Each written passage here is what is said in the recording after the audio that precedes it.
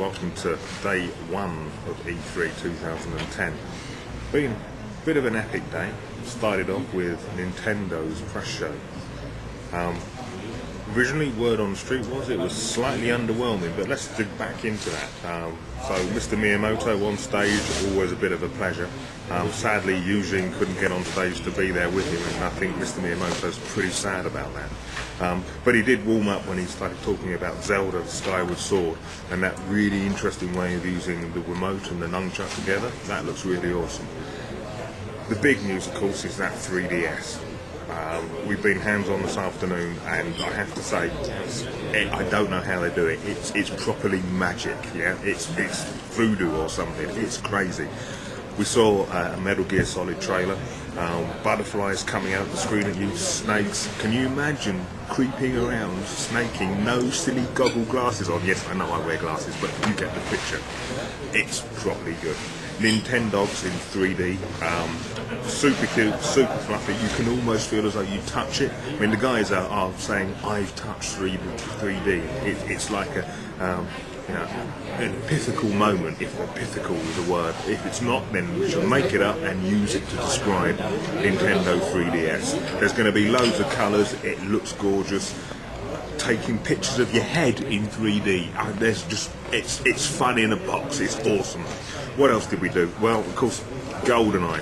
007 GoldenEye. Apparently it's not Craig David. I thought it was Craig David. It's Craig Daniels, of course it is. He looks nothing like Craig David, but he's not.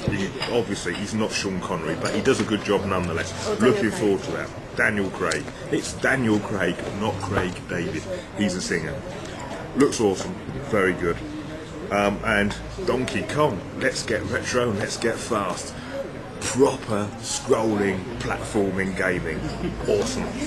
Okay, and then we're on to Sony. Now, very quickly, what are they doing? There's a Sony Move coming out September the 15th, the day after Halo Reach. How good is that week going to be? What else? GT5. We've waited for years. It's GT5 in 3D. What else we got? UB, very quickly. Ghost Recon, 4-player co-op mode, coordinated takedowns, fantastically smooth AI. Everyone's talking about this camouflage and the cloaking, making it a bit of a cheater's game for all those little campers out there. But honestly, get hands-on. Some of the tech, some of the kit. That's the future soldier. I really don't want to get into a war. Very interesting and layered gameplay.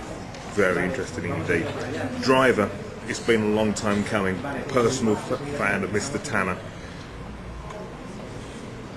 With it, though, we've got quite a few things going on. This shift idea. So Tanner in a coma.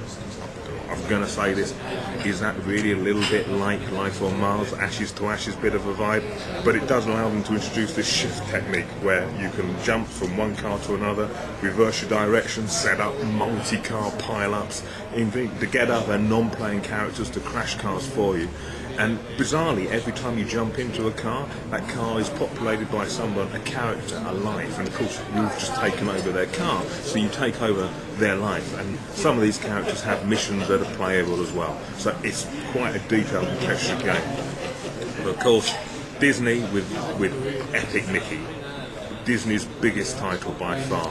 And even if you're not a Mouse fan, it's massively layered. There's loads of cameos from lots of different characters. Smee, for instance, from Peter Pan.